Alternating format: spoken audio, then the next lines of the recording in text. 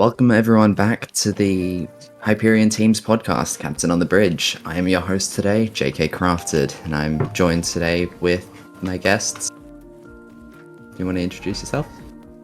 Hello, I'm Zui. I write a little bit for Hyperion Team 3rd, and I'm also a voice actor, photographer, all sorts of different hobbies. Very obviously involved in the lore and the story of Honkai Impact 3rd and, well, the whole Honkai franchise.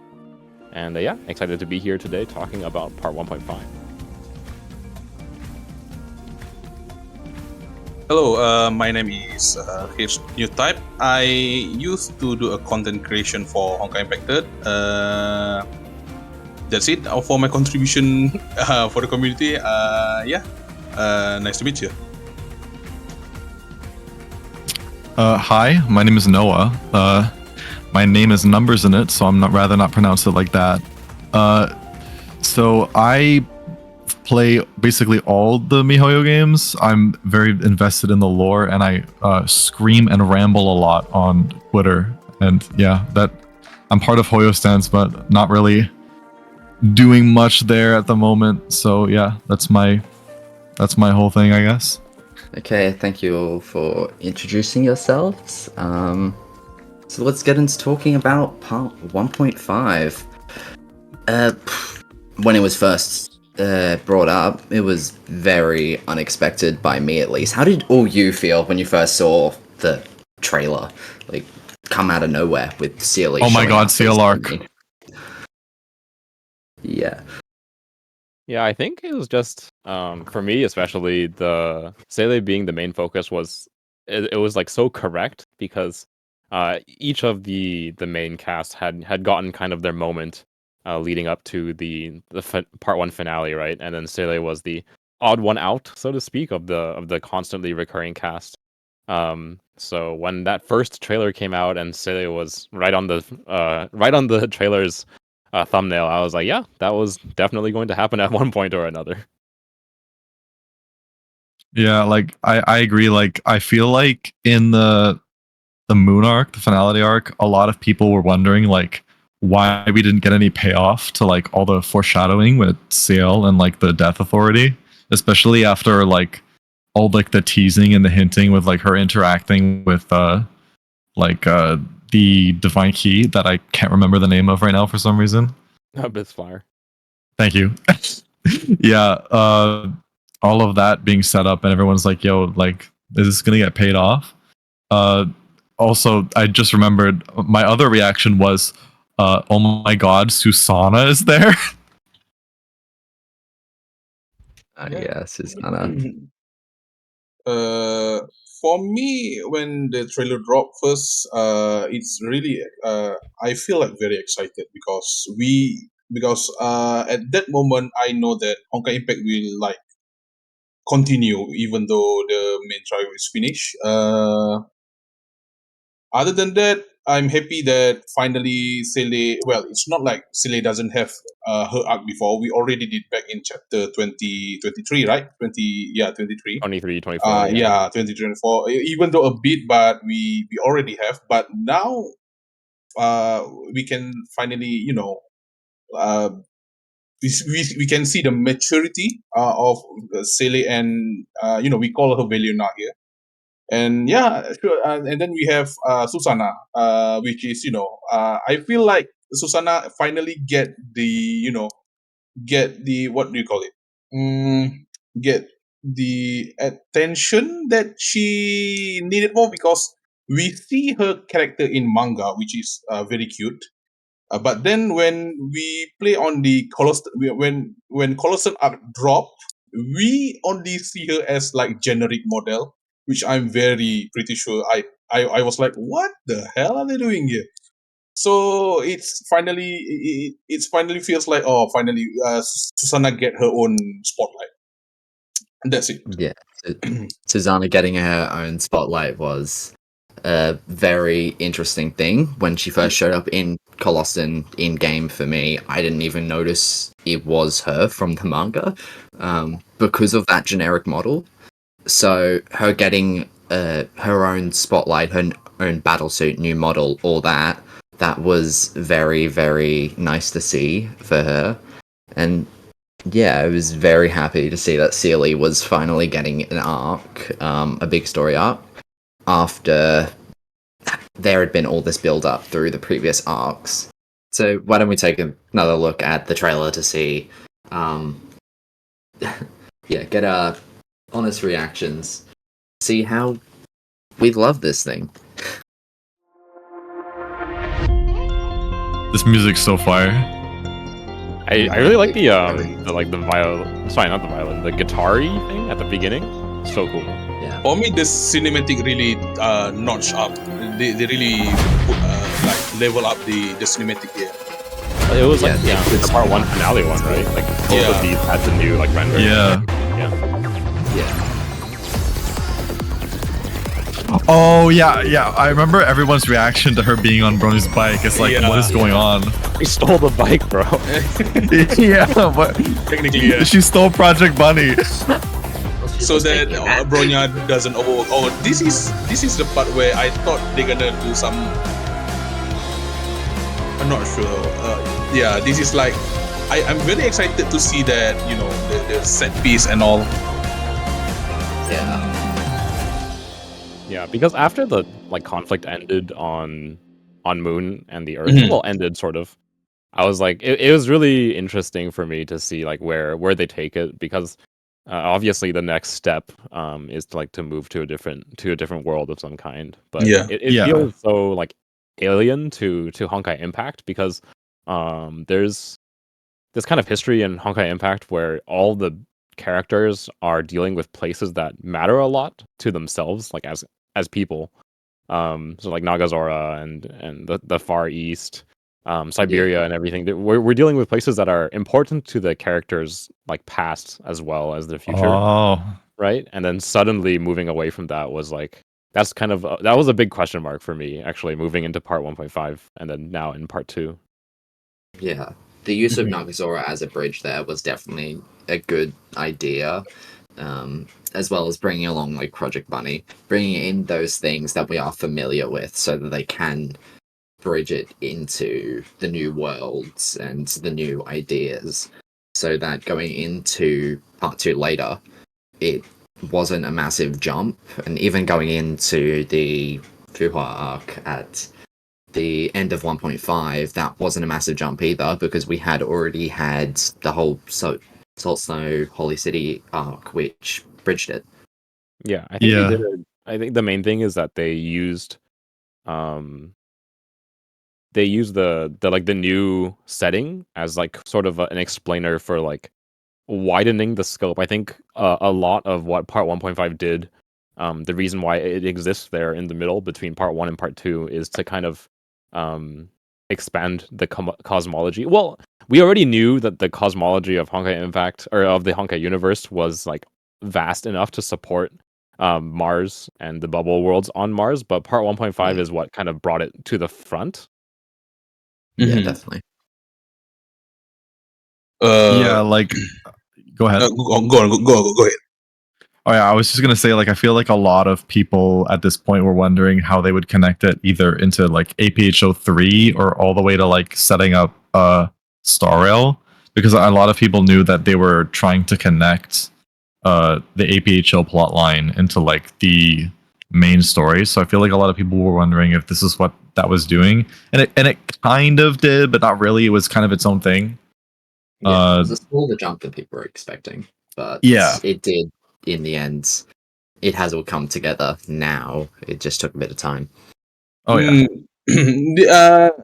Speaking about APHO, I really thought like part 2 is where we get the continuation of APHO, but I think if you guys remember, right, when Honkai Impact, when Hoyo put out the teaser image that have like the weird the weird text. I think if you guys can see, I think editor can show it.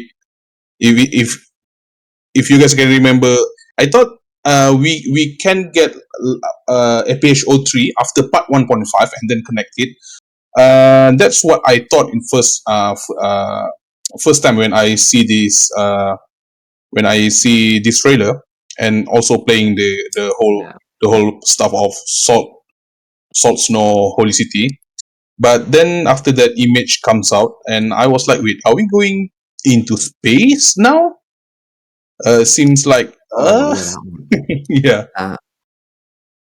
That was very strange with those, like the teaser image with the like space stars and the encrypted message that said Mars. Yeah, the encrypted message. And then we got that image. Yeah, the image. Yeah, I have to look it up. Yeah, give me. Yeah, here we go. Let me find it. Yeah, that was very mysterious, especially because of the focus on the stars. Mm-hmm. Yeah. I'll go look it up. Also, a lot of people think we were going a lot further than we did with 1.5, but 1.5 still turned out great as a result, and it set up the reveal to that image, giving Part 2 setting on Mars, which yeah. I also did a lot of heavy lifting. Yeah. Also, when you guys said about the jump, when we thought like they put Nagazora so that we have the bridge, right? I really like how they make like a soft. It's not like soft. We say like a slow transition where we can see at the orphanage, right? When Sally got accidentally transported into the Salt Snow Holy City bubble world. And at the orphanage, when I thought we thought it's kind of like she's having like an episode, and turns out it's like Mr. Lin doing it. Yeah, I think that's it, because we keep seeing that Sele noticing like the line, the scars between the Reef of Dimension or something like that. Yeah, I think that's the fact that Steely was the most correct in the world. Yeah, that's the image. There you go. Yep. Yeah, that's the image. Yes. Yeah, this was very ominous. Is it? It said, and then the tweet itself was like a mysterious signal. Oh yeah. From, and then blanked out. Yeah. So that was when I figured that no, part two will not get into the continuation of a show. Nah.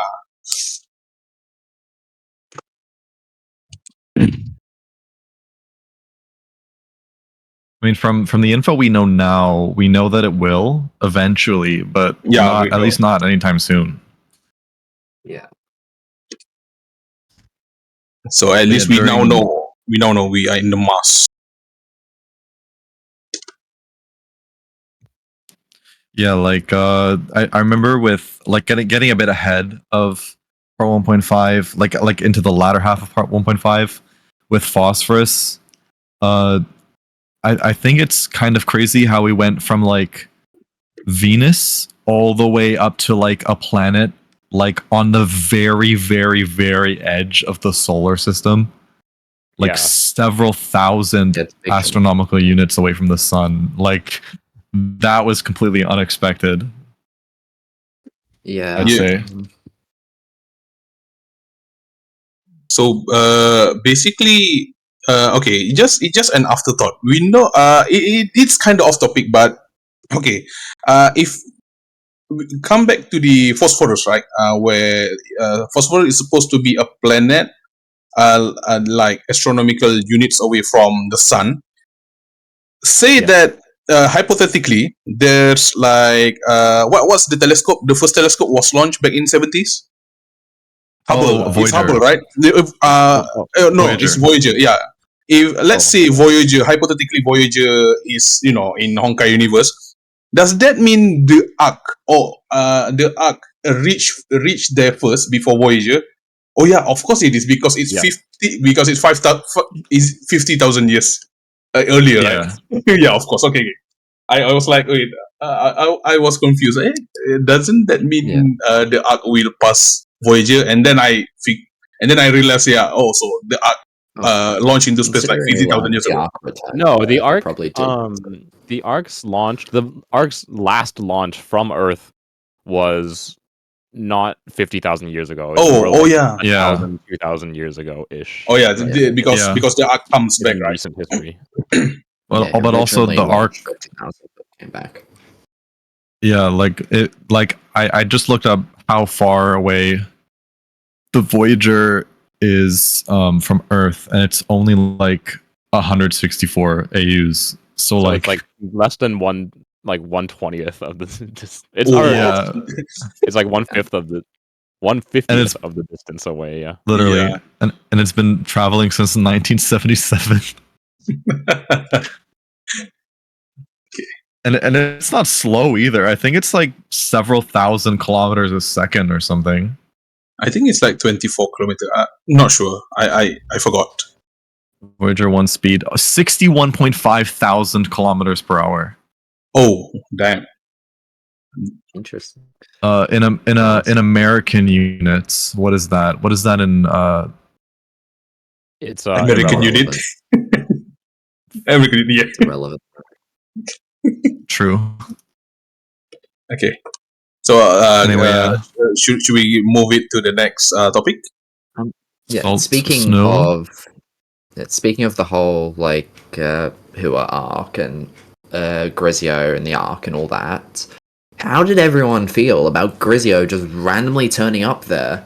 Like, it was such a big first, it was like, what is this? Is like the actual 1 in a trillion coincidence. But after the reveal in chapter 42, where like Sue was obviously revealed to be kind of behind everything, that's when I was like, oh, you know what? So we at first what we thought was a crazy coincidence turned out to be just Sue's plan. Yeah. So I think obviously her initial reveal, especially like when Hua finds the flame chaser symbol on the mysteriously high-tech bridge, I think Yeah. everyone kind of saw it coming. It's Yeah. like the first thing that comes to mind. What is the flame chaser like symbol doing here? There's very Yeah, it was clearly so one dumb. answer, right? So And while we're talking about having a resolution to the hanging thread that was the Project Arc, can we get an F in the chat for the Travelers theory? Yeah. Yeah. I do remember that one. Yeah, I remember that one. It's HoloLab, right? Bye Genshin Yeah. connections. Yeah. I think there are some people who still think that's like a possibility, not knowing that Yeah. it was answered. Yeah. If someone like that is watching, I'm sorry that had to be how you found out.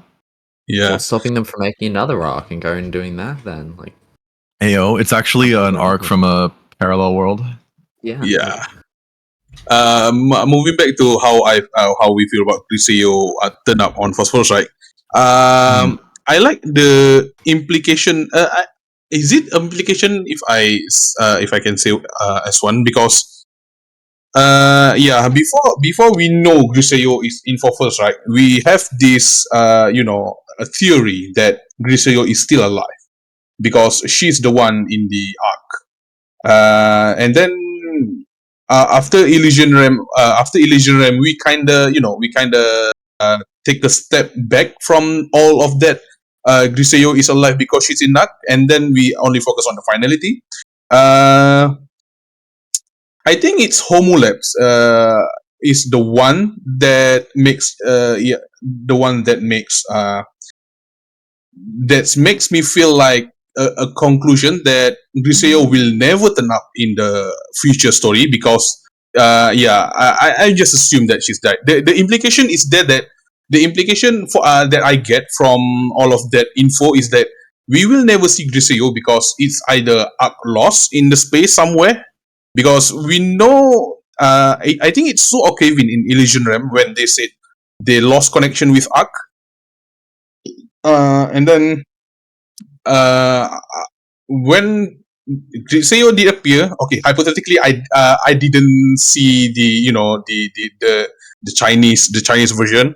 Okay, this is perspective of me that I didn't know anything about Grisio, the adult Grisio.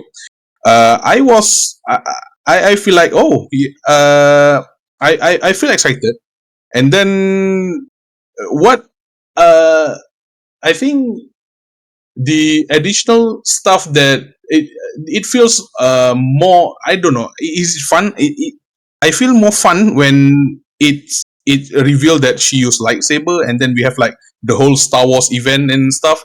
It's really fun for me. Oh my god, the whole Star Wars thing. Yeah. This is random for me to bring up, but every time I think of that like Star Wars event, I think of the mistranslation of the worlds to stars, and I get like flashbacks. Yeah. And the Yeah, translation of her original Chinese name being Skywalker. I'm surprised how you didn't get sued for that. Yeah, They had to change her trailer, right? Yeah. When I saw that, I was like, oh no. Oh Yeah, no. we almost lost Honkai there. And Disney almost knocked the door.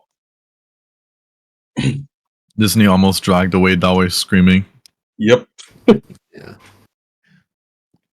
Anyway, yeah, like her coming back was very like I agree. The having her wield like basically lightsabers was a really fun idea. Having all like I'd say a lot of the hanging threads of the Flame Chaser era answered in the Fuhua arc was very nice. Having like those elements being brought together. We still don't really have an answer to the whole thing with Sue and his game of chess with some sort of higher dimensional entity. We kind of see him there, but we still don't know what that deal is. Yeah, like, is he still playing? Like, what's going on there? But I guess we're not gonna find that out. This is just one of his moves. Maybe his whole thing in Phosphorus was just one move in this game of chess, and like maybe he's coming back, coming back strong in part like 2.5 or part 3 or something. Who knows? I think he's set up to be this kind of character who's kind of transcended. I feel like he's almost in the same category of character as like Vita and I Lambda, where they're like near omnipresent, or you know what I mean? Like omniscient? Yeah. Sort of omniscient. They're like, kind of passive observers, but when the time is right, they make their move and they influence how the narrative goes. Yeah, like I know you said it like half as a joke, like, oh, that was like maybe that was one of his moves, but like honestly, you might actually be onto something. I'm not gonna lie. I think that his whole shtick with the higher entity being is like that said higher entity may well be like a future antagonist or something. Maybe obviously not of part 2 yet, but I think all signs point towards the broadening of the scope, let's say, in Honkai Impact. So I'll focus on gods in part 2 was very interesting. I kind of have a confession to make that I actually didn't read the manga about when Sue. I only know the panel where Sue playing chess with some god. That's it. That's my context of there isn't really much context other than that. Yeah, all the context is like, yeah, it's just he passes on the seed of Sumeru to Durandal, and then like immediately after he like passes away, but then he opens his eyes and he's there. Like that's it. That's all the context. Yeah. We also get a lot of history about medieval times. We meet King Arthur as a child, which is it really him? We actually meet King Arthur. One of the only depictions of a male with a stigmata, by the way. Yeah. That's interesting. I really missed it. Gets him as a male was great.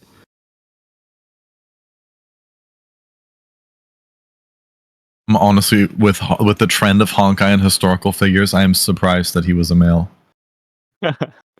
Yeah. They didn't fate-ify him. Yeah, that didn't turn him into Saber. I mean, it's almost weird because it's almost weird that King Arthur didn't turn into stigmata himself. True. Into a stigmata, art. We should have like the King Arthur team as a one stigmata set, right? The medieval England. I mean, who knows? Maybe we still will. We need more exploration. Yeah. Explorations of the past. True. Anyway, yeah, like, do you want to like go back in order of the different parts of 1.1.5?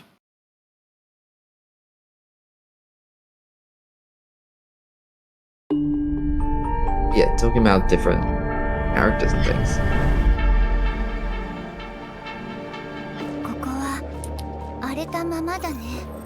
We'll see what. First version 6.5 Yeah, 6.5. reveal of. Oh, right, the Grey Serpent reveal. yeah, that was like the most. I really didn't expect that. Sarcasm intended. I'm so sorry for what I'm about to say. I always come back. I'm sorry. This guy, he doesn't go away. Yeah. Yeah. At least on the mask we still haven't seen him. He will though, I think. You He think will be so? there in any case. Oh, also the Carol appearing as a child in Susanna's event. Yes, yeah, Oh, we yeah. saw first into a Carol. Oh yeah. All Susanna stuff was great in 6.5. It was done so well. So true. Also, the music here is really. I love. It is one of my favorite trailer music here. Yeah. The moment they drop on the Susanna part, they turn into like the Middle East style music. Yeah. They really needed to convince a lot of people with this trailer, and they did. They did Yep. it so well. Oh, was that when this skin came out too? The sentience one? That is Wow, crazy to me. that was a long time That's ago. crazy. Look at our Three Waters Edge. After a version after I went and pulled for it. Oh, this ending. Oh, this one. This it- ending was like the big red flag for me of the arc. I was like, there's no way both Seleys are making it out of it alive. Yeah. I actually thought one of them was gonna. Oh, right. I feel like that's when everyone started doom posting. Yeah. Yeah, they Yeah. freaking lied to us. How dare they? Turns out that there's a They red always herring. do it. So Well, technically they did kill everyone off the Yeah, they did episode. kill. Yeah, momentarily, yeah. momentarily. I yeah. remember when because like a certain social media platform has a problem with looking at spoilers and completely losing it without context. Yeah.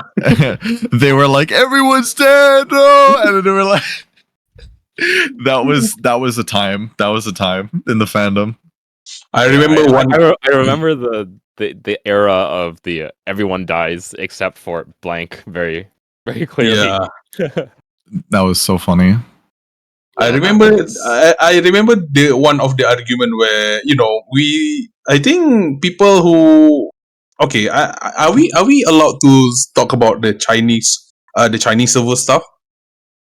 It's already Because, In terms of like, Well, let's stay away In- from in the term- current Chinese. Like No, not Yeah. now, but back then. yeah, well, like stuff that's yeah. already happened. Okay, so Yeah. back then, when Chinese server is one patch ahead, right? When they show us that Susanna in what is it in APHO style? What's the town called again? Saint Fountain. Yeah, when yeah.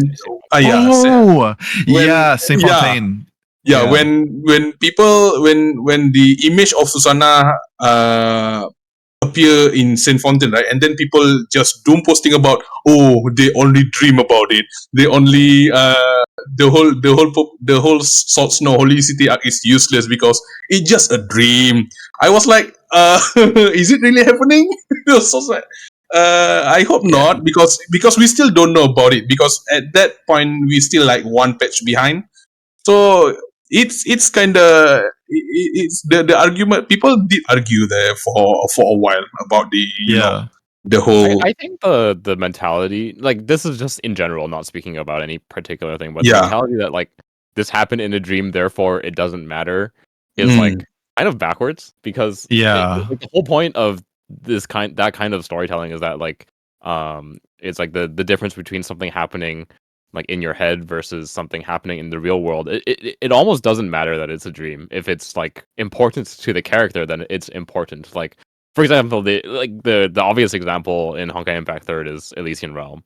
It's like literally all fake. Yes. Yeah, there is nothing real there. But the effect that it has on Raiden Mei and like on the development of the narrative is supremely important. I don't think anyone could argue about that. Yep. Yeah, definitely.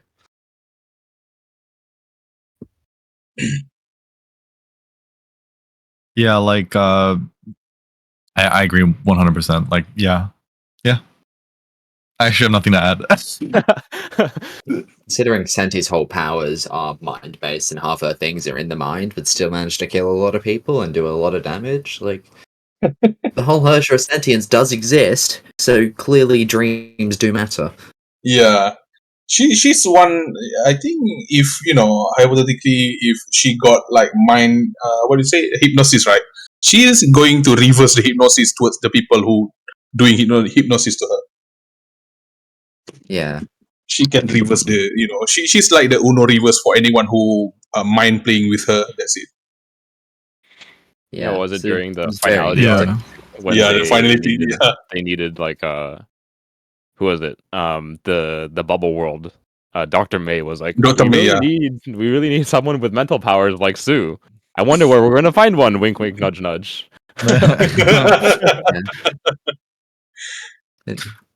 I like how Dr. May. World, go ahead. Yeah, Prometheus came back. Yeah. Oh, So Prometheus and Mystery. Yes, I was going to. 6. Yeah, so we had that new battle suit, and yeah, that was a very interesting thing. Like, did anyone expect Prometheus to continue going in the story, or like she was there, but she kept turning up? I think I knew like she would still be there, but I didn't think she would be like like in the main, like the immediately after, like in the main arc. Yeah. Also, we also get like I think after 6.5 we have Mystolin and Prometheus as the new battle suit, right? They release like double. Yeah, I think we have the trailer loaded up, so yep. Take a look at it. Yeah. Excellent. Oh, Stuff at the start, unexpected. I would just like to bring up how Mystolin's fighting style is like loosely, not loosely. It is kind of based on Maria Shariak from GGZ. Oh, Yeah. Yeah, the wielding a banner and having like minions summoned. The Shariak thing that is actually based on Maria. She appeared this early on the chapter. Then okay, that's too soon for me. Here, let me just get a. More of the red. I have an image of her. Okay, I actually lied about the best trailer music. I think this is the best trailer music. I forgot about this. Oh, I forgot how much of a big deal it was that Kira was also playable. Oh yeah, and then people thought she's gonna use like sword. This trailer was when we saw Kira for the first time, right? Yeah. Yes. Well, no. We saw at the end of the first chapter. The first. Yeah. Right. Yeah. I'm waiting for the drop. The Prometheus change? Yeah, the Prometheus drop. Yes. It's so smooth. Antagonist in this trailer. Oh yes. Fire. Very interesting. The best physical support still until today. I love how Prometheus just stands around in this trailer. Yeah. The attacks. She's enough. She's enough to be stand. Yeah. People still afraid.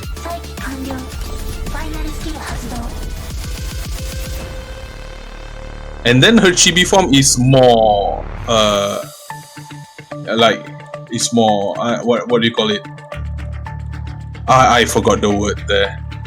Intimidating, yeah. Her chibi form is more intimidating. Yeah. Yeah. I like how Okay, that I chibi think is that's canon now. Was it in this version where they revealed Prometheus as the mediator or whatever it was? The NPS. Oh, yeah. Mr. Stark. I'm sorry.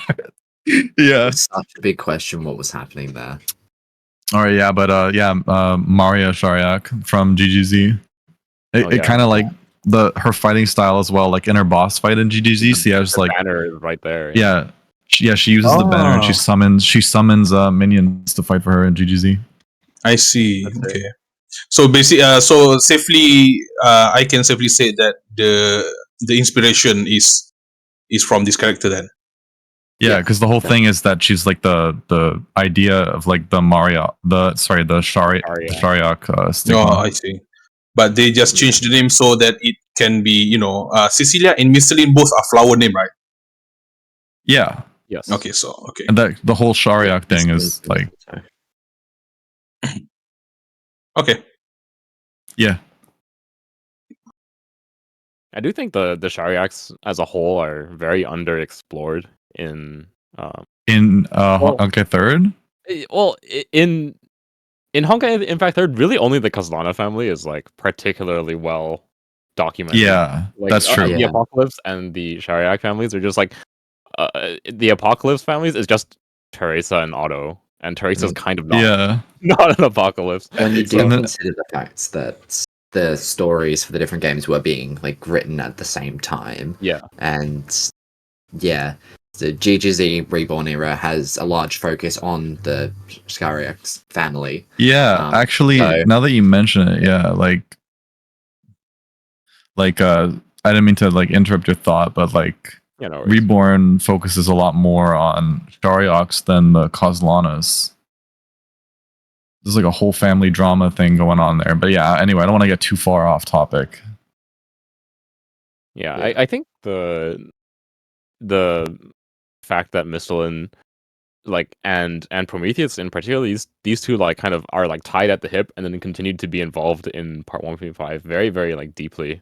That was kind of unexpected to me. I thought that I feel like their character motivations as they were presented in the finale were very dedicated to let's say the downfall of finality. It's very tied to finality in a way. So the fact that they became such crucial characters for part 1.5, which is not dealing with finality at all, was very strange to me, to be honest. The fact that they it kind of goes against her, especially in Prometheus's case. It really goes against her like base motivations as a character.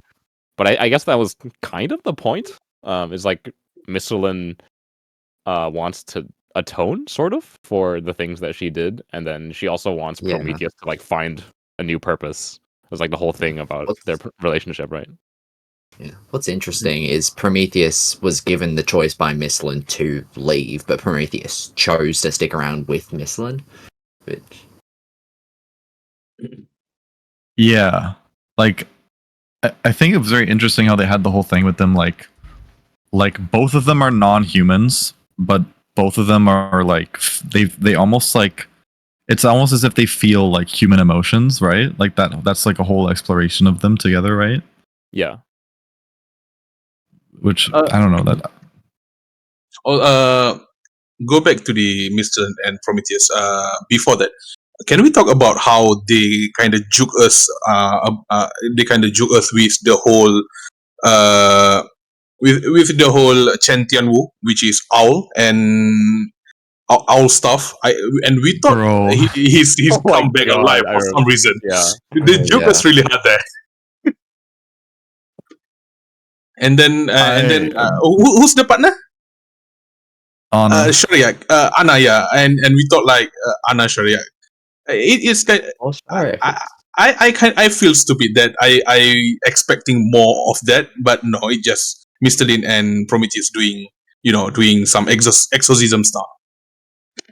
Well, it was very unclear what it was meant to be at the start of it. So yeah, it's very easy to see how a lot of people were confused by it at start. Then Misslin just suddenly turns up and like, you're not real.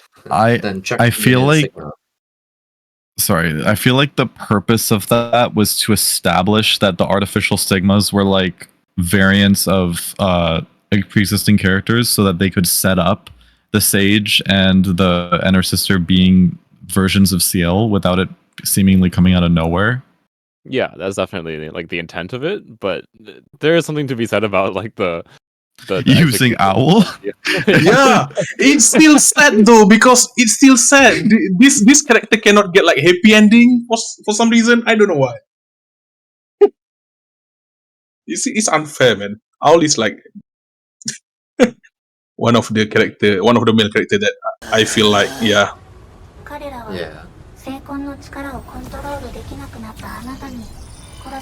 Yeah, look. Brutal. Brutal. It's brutal, man. Can we have like one arc where Owl and Anna Shariak together, so that the back when I'm sorry if we go back like a whole lot, because back in like chapter, is it 17 or 16 or earlier than that? Which one was it? Chapter, 15. I think 15. It was no, 16, right? It was 18 and 19. Oh, 18 and 19, yeah.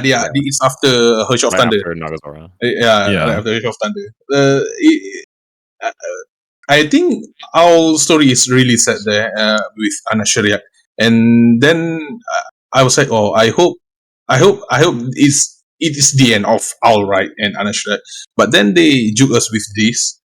So I was thinking in my head, like MiHoYo really make my boy suffer a lot. That's it. Yeah. The fact that Owl was both a Stigma Awakened and Hersha, which both have relations to Stigma, it made a lot of people hope that this was the real Owl in some way, but it turned out not to be. Yeah. Hopefully, Also, go on. I think that was his complete thought. Okay. Okay. Also, we have like new character stuff. Yeah.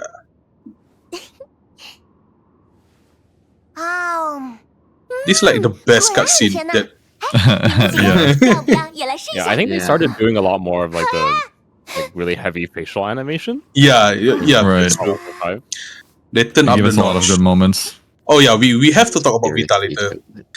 Oh my god, Vita. Well, obviously, she's like the best thing to come out of 1.5. Let's be real. Yep. Yeah. Oh yeah, did Select not TC? Oh yeah, Select did not taste it, right? Oh damn. Select was just too slow. She yeah. She would have though. Okay, so are we gonna talk about Shigure Kira first or Vita first? Then we should probably talk about Kira first. Yeah, Kira first. Okay, I'm excited for Kira. Yes, I think anyone who like consumed any of the, let's say the other source material outside of the game would be very excited about Kira's appearance, because she's she like somehow like never appears or is mentioned in the main story, but she's in like every single manga. Yeah. Oh yeah, that's true. She's also like she's also very important in GGZ as well. Like it's very clear that MiHoYo really likes Kira. So I feel like it was inevitable she'd come back. Yeah. Okay, let's see the trailer here. Start of 6.7. Having the invasion here, well, the Quantum Shadows was scared a lot of people. I will say, by the way, CL's VA did a really good job with the Sage. I could not tell. Same for me. Yeah, neither.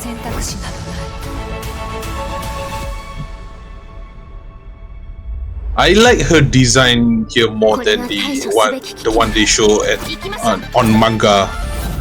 Yeah. I agree. This scene here, where they first did Fallen Star, and we see those enemies that look like the Sky People. Yeah. Put into play so much speculation. It was a really big thing. Yeah, and they did kind of touch on it in the story, which is like very, very briefly. So we didn't really get much. Yeah, on that. yeah. They unfortunately they didn't expand more about the enemy here, which is unfortunate. Yeah. Also, one criticism. I'm sorry. One criticism I have for Kira is at the previous trailer we saw her using like some kind of great sword, and I was expecting we finally have the next character that used great sword right after Himeko, but no, Yeah. we Great gonna sword, use a right. dual pistol again. This ending scene. Yeah, Which was a lie, by the way. yeah. Yeah. They keep doing that. They keep doing that. It's always a bait, dude. The It's always a the bait. ending 2 seconds of every trailer is like this like crazy tragic end, and it's always the fucking bait. You remind they me just of keep ending like well. the one in the finale arc where the end credit scene of the trailer was like the meteor heading towards Bronya from Missilin. Yeah. Like Yeah. Imagine if they killed off That Brandon. one was the bait. That actually happened. yeah, it did actually happen in the game. Yep. Totally. And not Griseo, just slash the meteor right there. Yeah, like I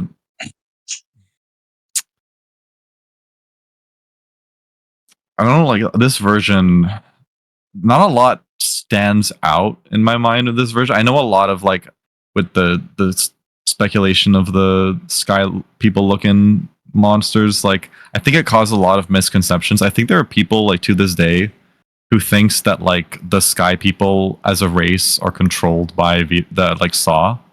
Mm-hmm. Yeah.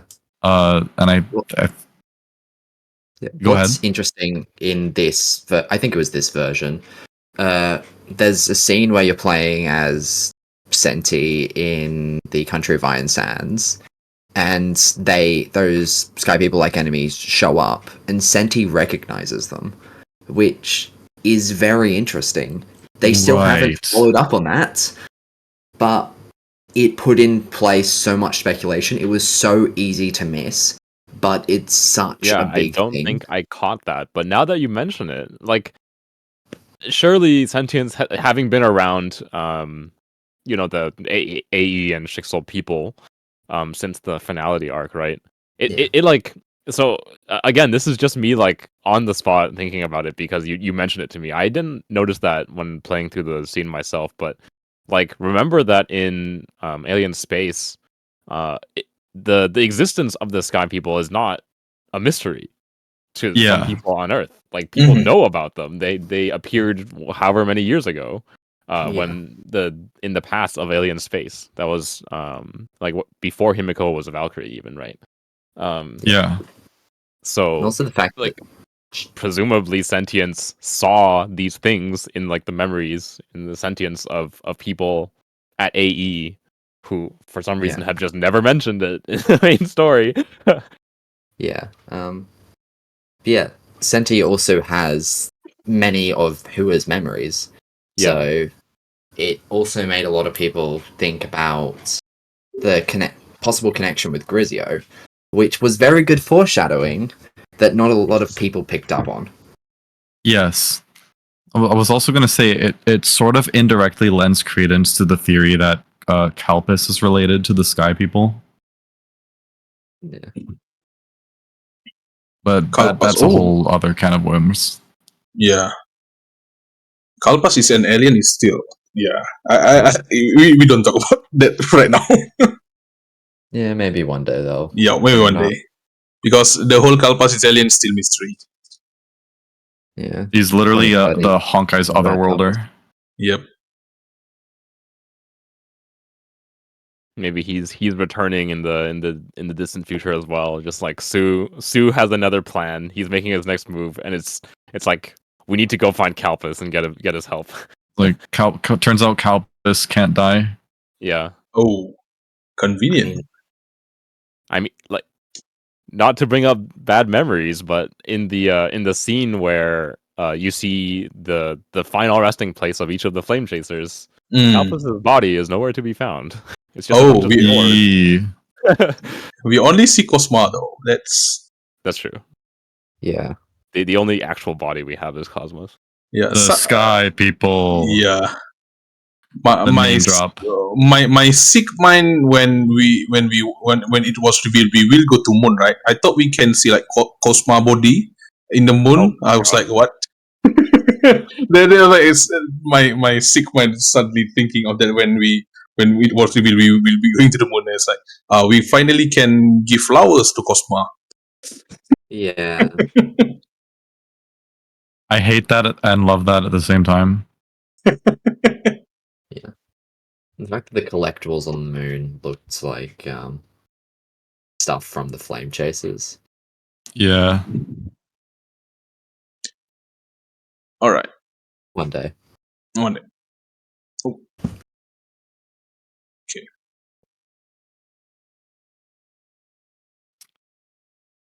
Yeah, Kira's connections to the sugars in this was very interesting, and especially how they took the Sky People connection that had been explored in Alien Space and then expanded it to bring Sa into this. And yeah.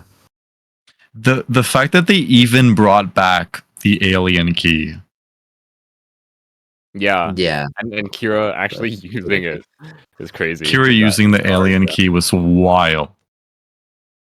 Yeah. I do wish they kind of like expanded on particularly its like dimensional powers a little bit more, because that was kind of a cool thing in in Alien Space. Yeah. Careful, you're summoning the power scalers. Oh no. the forbidden, like what's it called? In The Lion King, the dark zone. You must not go into the dark zone. The shadow. Or the light does not reach. Yeah. It's crazy Star Wars animation. Michelin T-pose. The classic image we missed before of the Kira crying over Cecilia being with Siegfried. Yeah. Oh my god. By the way, Kira first. Yeah. I mean, correct me if I'm wrong, but Kira first appearance. Yeah. That's is that Raven? Yeah, I think it's Raven. Star Wars Raven. Star Wars Raven. I love how Raven just turns up every Star Wars, dominates, and then leaves. Guys, I think Kira likes Cecilia. I'm not sure. Yeah. It's a hunch. No, I need more evidence, man. I need more evidence. Yeah. Never would have thought. Yeah. Also, I think Kira's first appearance is not like the Holy Holy City, right? Her first appearance in the game properly. Okay, of course it's Stigmata. It's her Stigmata, right? Of course, but her actual character and like talking with us is back in 25 Coloston. EX? Yeah, Coloston, right? Yes, 25 years. Where Durandal. Not Coloston. Oh, not Coloston. It's before. Okay, all right. My bad. Yeah. Where Durandal meets with the Sugars and Otto goes off to meet with the Will of Honkai. Okay, not gonna lie, but back then I just started playing Honkai Impact. So I play Honkai Impact back when chapter 25 released. I don't know anything about the game, and then when 25X comes out, so I really rushed through the storyline. Easy to understand. Some of it easy to understand, but then when chapter 25EX comes out, I was like, what the hell is this? You need some background reading to understand. They had a countdown on it, like made it really easy to think, oh, I've got to jump into this now. Yeah. That's the point where I know that they are like external resource for the lore for the story. I was like, okay, and then I start reading and stuff. But it's fine. Yeah. This is That's the like- same. This is the same outfit that she had in the manga, and Yes. all are external resources. Yeah. Okay. Yeah, so she still had a manga thing. The I fact know, that like, her current yeah. outfit isn't actually a real thing, but just thing generated by the sugar, like magic and stuff. yeah. Yeah. So she can look But- like however she wants. True. Be a sugar if She can wants. look. It's almost like in this scene she looks older, but when she appears in the story again, she purposely looks younger. Yeah. Yeah. Totally not in her 30s.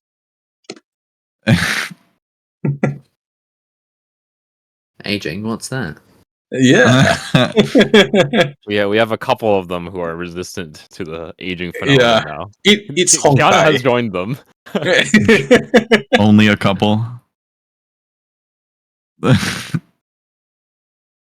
Okay, I think it's safe to say that we can talk about the one, the only, the lady that make us kneel before her, right?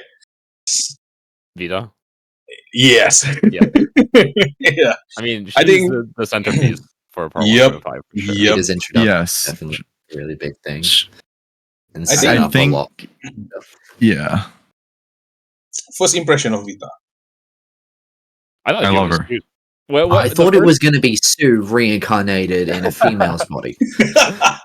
I okay, so I have a let's say a friend who was obsessed with the line of evil female Sue. Yeah. And Oh, when wow. when Vita's model was first revealed, they immediately were like, guys, and I was like, stop. And they were like, they were actually right. Yeah. I believe that wasn't the original intention of the video, Yeah. but they did retcon it later to be the case. I think That's it's like- really funny. Retconning. I always think it's funny when authors do something like that, and then the fans are like, "Oh my god, you foreshadowed that," and they're like, "Oh, Yep, we did." definitely. Yeah. 100%. Yeah, that was intentional. We're smart.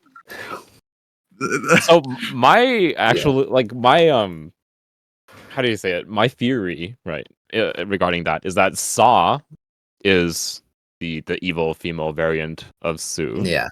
Yes. But she's been she twisted herself into whatever sick dimensional horror that she is. And in Vita being like the image, the clone that she created in her own image, right? Vita looks like Sue, but obviously there's like now a layer of separation there. Vita has her own past as a clone. So while maybe like the fact that she's not the variant itself is like it's sort of like like in retrospect it sounds like kind of like a hacky way to do it, but I feel like it kind of makes sense. It's almost like Yeah. variant by proxy. Like, Hey, proxy. hey, No. Hey. Yeah. So my first when I saw Vita, the thing about Vita, right? Okay, we can see in the clip here, with I mean, okay, for those like who play, of course they're gonna know that she's going to be an evil character. no one can tell me that they actually feel like this Vita is a good character, because Sue already tell us that there's like an evil twin of evil version of her, or female version. And then when this character comes out and people like, this character is good, no one can, no one can tell me that this is not an evil character and that she's playing she's playing an act right now. yeah. So Like, it's just unfortunate. That's it. yeah. Like, It was I feel like pretty good, that Yeah, like I feel like that line, the evil female Sue line, kind of unintentionally sabotaged the writers' attempt to make us like trust Vita. My hopes that she'd be connected to Sue kind of made me like hope that she was going to be a good guy. But because every time before she was revealed as a villain, of course, right? Every action that she does, every action that she does with Earth, and every things that she talks about, I always think about, oh, she's gonna turn evil. She's gonna turn evil. She's gonna turn evil. It's like, it doesn't help. It doesn't help that. It doesn't help that the writer tried to paint Vita as a good character in this arc. So it feels like a bit unfortunate here that I can think about that. Because I feel like when I played it, there's definitely something suspicious about Vita from the very beginning. But my perspective is that like it's also entirely possible because we are in this strange world. We don't know what's happening. I could very easily see it as Vita just knowing something that Sele and Mistolin and the others don't. So while she went against what they were doing, I don't think that necessarily makes her a like an antagonist. And in the very, very long run, she turned out not to be, but I think that was kind of the idea where Vita is like, she presents herself as a good person, and she thinks she's a good person. And then because we're viewing the story from the perspective of Sele, I think for the most part, from the perspective of Sele during part 1.5, she just happens to become an antagonist, but it's one of those situations where it's like she's telling the truth. She's telling the truth in her perspective, and Sele is telling her own truth in her own perspective. And what we just see is like the two perspectives clashing, where it's not necessarily that she's bad, but it's just that her interpretation of the truth is different. I just remembered, I have to say the craziest reveal in this arc was the reveal that Vita was the narrator. True. Oh, yeah, man. I forgot about that. That as like a reveal to show that she could see into everyone's like minds and like see everyone's perspectives was like absolutely insane, like caught me off guard. That like led into a theory that I had already had. So during part 1, I had a theory that the Cocoon of Finality was the narrator. And it was watching over, like, explaining all that stuff. And then when it came into part 1.5, obviously the Cocoon's not watching that bubble. And it seems to be slightly different, the way that they're saying things and all that. So I thought it was going to be Sa, this new entity. And I turned out to be right. Yep. Yeah. When the narrator definitely like comes off as a different, they have a very different flavor in part 1.5, and then you see why. Yeah. And is it the same for the Phosphorus arc? The narrator? I don't remember if so. I feel like I don't know if the narrator was, because like there was the whole Eyes of Bodhi thing, but I don't know if that was established as Saw being like the narrator. I think that was more. Yeah. I mean, honestly, for part 2, I could see them pulling it being Vita as the narrator. Yeah. I think that's all but implied. Yeah, exactly. Like all but confirmed. Yeah. Anyway, yeah, this Vita, this reveal, and oh my god, this was the moment I think. Reveal. Okay, one.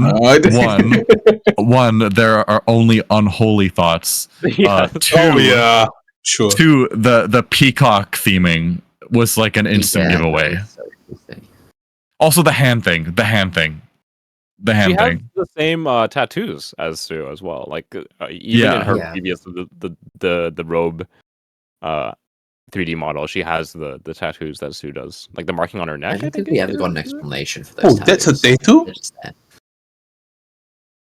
Oh, that's a neck tattoo. I thought that's like part of her outfit then. Yeah, there's a tattoo on her neck. It's like Oh. exactly Yeah, the same as Sue is the Sue's. same one. Man, the way she's like the girl boss out of all girl boss, man. Yeah. That's definitely a way to put it. Yeah. I cannot wait what That was what version was that? It was like 6.7, Oh, 6.8. sorry, quick. The way she tells people to pronounce her name as an introduction. Oh. Always. That energy is crazy. Anyway, yeah.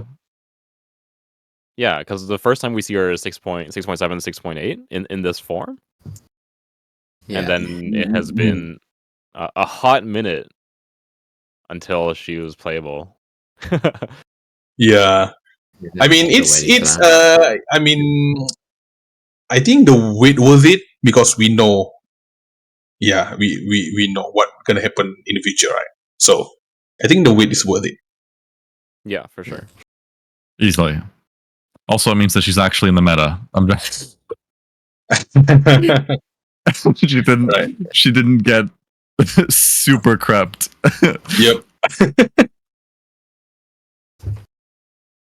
Also, I think okay, back what I say? Her design, back Right. to her design. Wait, which version is it that we see her flashback on Venus? Because where she have like this all the life simulation that she have with her. It was like the same design, but she had like full pants instead Full of the pants, half. right? Yeah. Yeah. Okay, this cutscene, I love this one. This is part of favorite cutscene. They just show her. The thing she does with her hands. Hold on. Yeah. The fact that Vita casually just destroys and resets the world. Yeah. Oh yeah, this one. Damn. Definitely one of the cutscenes of all time. Yep.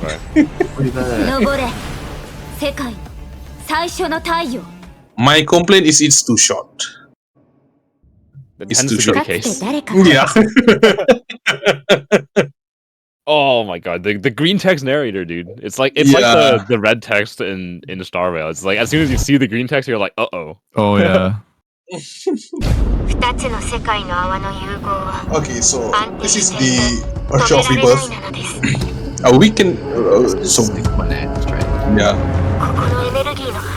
I mean, we did. Everything's dying. Oh yeah. Everything was so tragic here. Everyone falls. I'm sorry. All my friends are dead. Oh It's no, left everyone- Prometheus. Oh yeah. Oh no, she's gonna die. Also the missile and fake out as well. Yeah. Oh, this It is was this a is legitimate this is sacrifice. the most criminal thing they ever done. We thought Velena is going to die, man. Yeah. No, you. Oh my god. Seal technically did die. Yeah, I mean they make me, at least they makes me think that Velena is the one sacrificing herself for Sele to be Urge of Rebirth, but that's not the case at all. Also, that one, I think I can find it. You know what really annoyed me about this? Yeah. They had already leaked her Urge of Rebirth before it was even announced in China. Which was That's really crazy. annoying. They showed her at the concert, which happened before this version was shown anywhere. Oh, right. Yeah, that one. Okay. That was annoying. That wasn't Yeah. like the Capricus concert. Forest Yeah. Capriccio. Yeah. Forest Capriccio. Yeah, Forest Capriccio. Yeah. That was annoying. So it kind of removed a bit of the feeling of like what's going to happen, who's going to live, who's going to die, but it somehow managed to still feel. All right. This was the sorry. this was the version where people fought for the second art book. Oh yeah. At least in global server, it's not much of a fight. Oh yeah, it was. Yeah, it's just be active and you get it. Yeah. If you're in C, you Yeah. either die. I'm sorry for all my C brethren that you have to deal with that. I am not one of the ones you have to be sorry for. She got her own special trailer too. This one was really tragic. This trailer. The fact that this came out of nowhere as well. I really hate the implication. This is the trailer that I was like, Veliona gonna sacrifice herself. I was like, fuck this shit, man. They really wanted to make us sad at the end of this. Yeah. Real. They were dead set on it. I mean, honestly, when aren't they dead set on making us sad? The fact that they just made Veliona's chess piece fall over. Yeah. Oh my god. Yeah. I think is it only me that think that Veliona is the one that who gonna die, and Sele got the power. Everyone did. I mean, the end of this trailer, we can let it play through, but like, I actually thought it was the other way around. Oh really? Yeah, like, but to be fair, like, here. Okay, but like to be fair, like the 1.5 trailer, like Veliona's bound up. At the end of the like 6.5 trailer, you have the fake out with Veliona. At the end of 6.6, he has like the Mr. Stark. Like, this definitely seems like Celia was sacrificing herself for Veliona. Okay, this one. Okay, this one. Okay, this one feels like Celia is the one sacrificing herself. The other one, yeah. Okay, finally I can see how it could be interpreted both ways. Yeah. Yeah. Yeah, I just like, obviously there's a whole bunch of like the moments at the end of the version trailers that make it seem like Veliona's the one who's going to disappear, but it's like I generally I try to like have heavy recency bias, and that one was like the one that came out right before, like right during the story beat. Oh no, her name got erased. So these were actually she rejects. The idea of them losing their memories of the people is almost like sadder than the people actually dying. Yeah. Oh yeah, that's true. We lost the memory. Oh my god, is that a ReZero reference? I'm sorry. Now that she's fallen over, she has Celia's body. Yeah. So. Oh yeah, the bleeding, right? She hates that she hurt her. Oh, And that's The fact that she apologized to her too. It's so ingrained in her that like the existence of Celia. Yeah. Oh shoot. The switch to 2D was a pleasant surprise. Yeah. To be honest, I expect whole 2D animation to like they did before. Yeah. A lot of people were disappointed this wasn't fully like like an animated short. But I mean, like, It's still turned out understandly, but still, it's still really good. It's still really good, yeah. the fact that a god was erasing her from existence, but she still held on, and Veliona was able to remember her. Yeah. This just hits hard. It shows how close they were as family. Also the music though. Yeah, this music is so good. This So good, man. It's just again, like usual, it's just a little bit too short. Yeah. The song title that I cannot pronounce. The song technically goes on for like the entire thing, but it doesn't like fully start up until the end. Wait, here's the shot. Yeah. Here's the shot. Oh damn. That's the thumbnail. Yeah. This is a money shot. Yeah.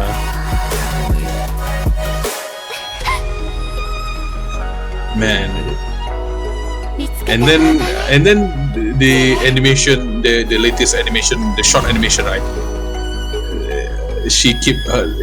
I'm glad the writer kept kept the canon side of thing for the basically the animation where is it graduation animation The one that comes recently, that comes out. The one the one with the murder mystery kind of thing.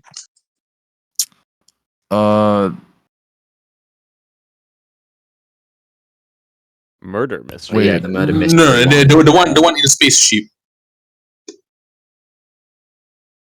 The one no, the animation, the Chinese New Year animation.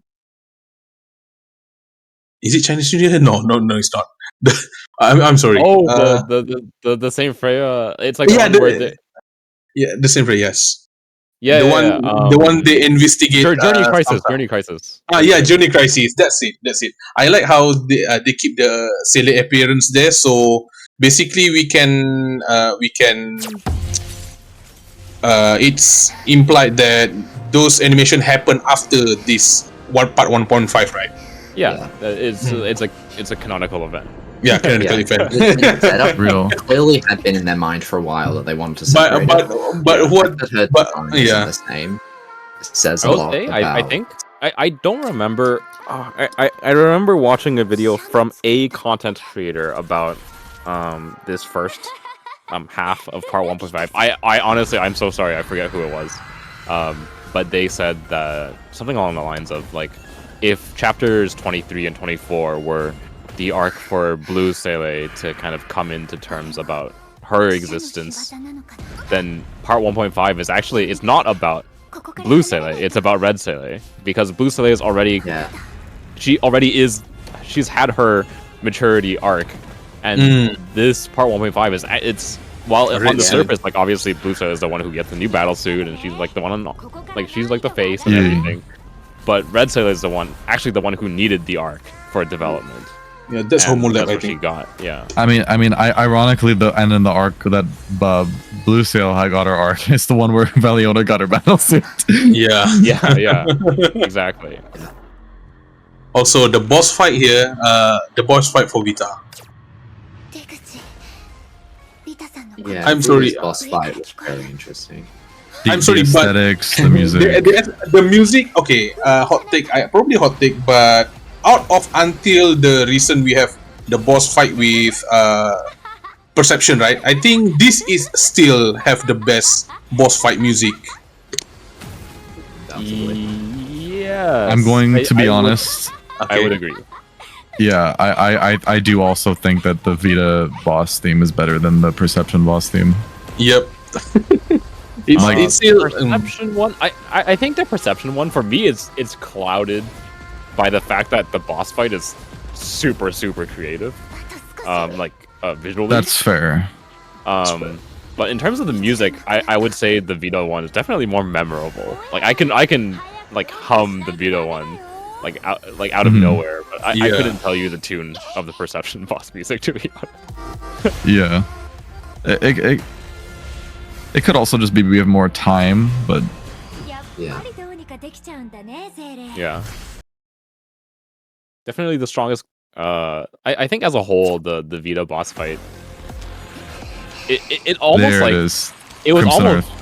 Yeah, it was almost like sad how good it was after finality, because I expect the ending of part 1 to be like the best, you know, like the best boss fight, the best experience, but like but then the boss fight immediately following it is just like this crazy thing that blew it out of the water, in my opinion. Where, you know, I was like, how are they gonna top like Otto and Kevin as villains, and then Vita comes out of nowhere, and I'm like, okay, I mean personally I still prefer Otto, but Vita is crazy.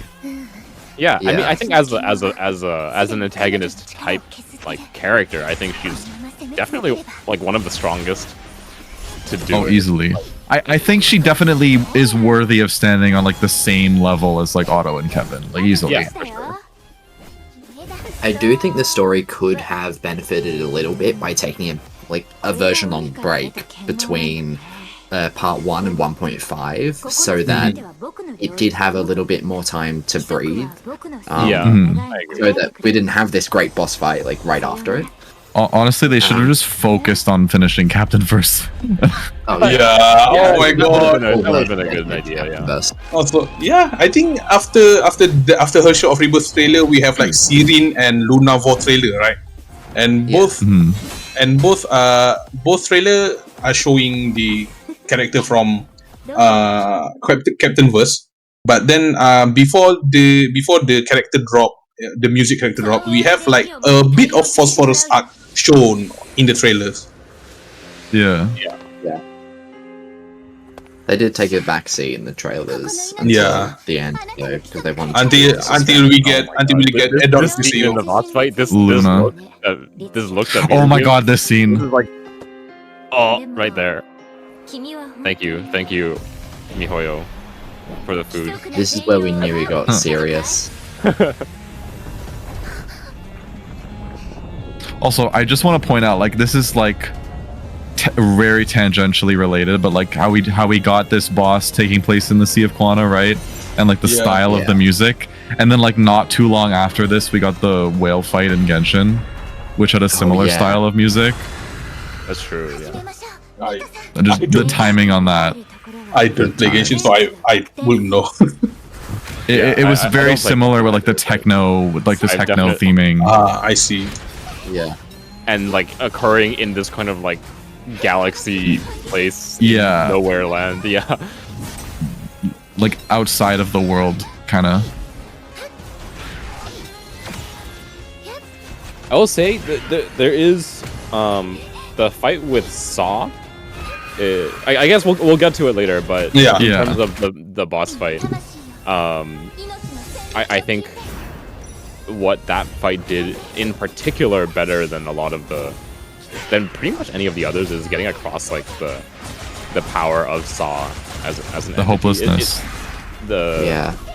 The hopelessness is one of them, but it's especially apparent in the SFX, the sound effects in Oh, Saw's yeah. boss fight. I think those really sold it for me. Whereas VITA'S was more of like a visual and music experience. Yeah.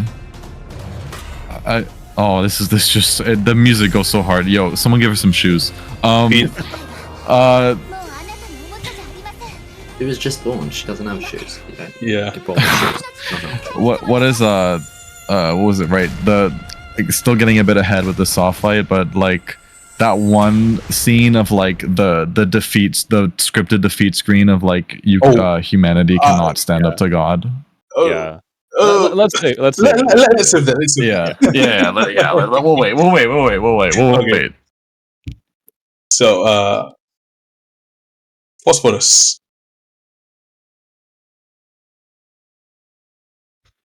Alright. So with the what was, remind me, like between the Sail arc and the Phosphorus arc, like, because I know we had Captain Verse, but we had a lot of Captain Verse. Yeah. Story-wise, yeah. it did keep going. like story wise, it was like a little abrupt. Yeah.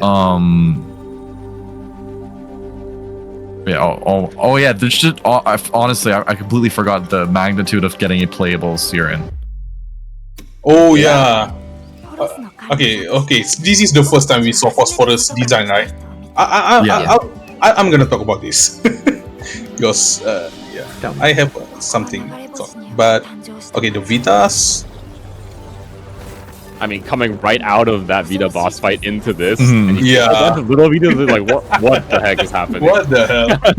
Actually, the Yeah. Vita one did end with. Also, that line there, my dear detective. My did Moriarty jump scare. I thought we going see like Sherlock there.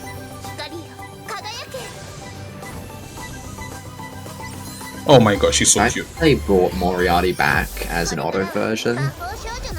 It said a lot. I will say that was like one of my. I think Moriarty, the whole Moriarty experience is the weakest point of part 1.5. Yeah, that's it. Yeah. Like of the entire part, the whole That like. doesn't mean it's bad. It's not necessarily Yeah. bad, but I just found it a very jarring let's say, interlude between Vita and Saw. Like, Yeah. I think there's a very natural transition there that they could have done, like between Vita and Saw, and instead we have this like strange dude has a vendetta against Hua arc. Yeah, I feel like it got caught up in the idea of they were resolving all their hanging plot threads. So like I feel like that was kind of just them being like, oh, this like thing that like 3 people remember. Yeah. I mean, the Moriarty stuff hadn't been brought up before, so they could have just left it out. It wasn't an established plot point yet. Yeah. If anything, it was just like one line in the background. Like, Yeah. but it did very much seem to be like something they wanted to expand on. They just didn't know how. Yeah. And they were bringing Hua's arc to an end, so they wanted to get it out there, rather than going back and like. Yeah, I just think I just think it. it kind of took up too much time in the arc. That's all. Like Zuikatsu said, the weakest part. But for me, Moriarty make everything complicated. It's like, You what Auto lookalikes do. yeah, it's like Real. Can we talk about the unalive button in this pod?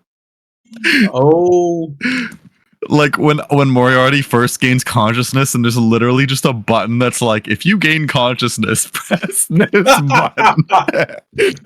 oh my god. Sorry. Auto plans for everything. Okay, what do you guys think about Moriarty having an auto clone? I'm not sure is it called plot convenient or not, but how did he get auto clone again? I forgot. The He Solium was clones. just an effective clone. Oh yeah, so okay. Yeah, because Solium- Otto had Solium like clone. all the different Solium clones, and we did have established that some of them were like kids, Yeah. Because we see kid that versions one. of him. Yeah, We see one in the Cooking with Valkyrie, right? we see one there, and we also see one in Second Eruption. Oh yeah, second eruption is true. Yeah, Yes. where he's stalking, or something went wrong when he was creating the clone, and he like accidentally kidified himself. That was the Well, one he- in Cooking the Valkyries. Yeah, he was building a buff version of himself, and he got like too excited and pressed upload before like he had properly configured things, so he was put into the wrong body, and the new one wasn't ready yet. So yeah, he was stuck in a child, Yeah, and then ended up playing with Kiana. Now I hate the implication that Otto's clone is still somewhere on the earth that someone that we don't know. Definitely hanging out somewhere. Yeah, and then Moriarty will have like adult Otto body next. What if Lokcha is actually Moriarty? stop. Okay, let's stop. Let's no. I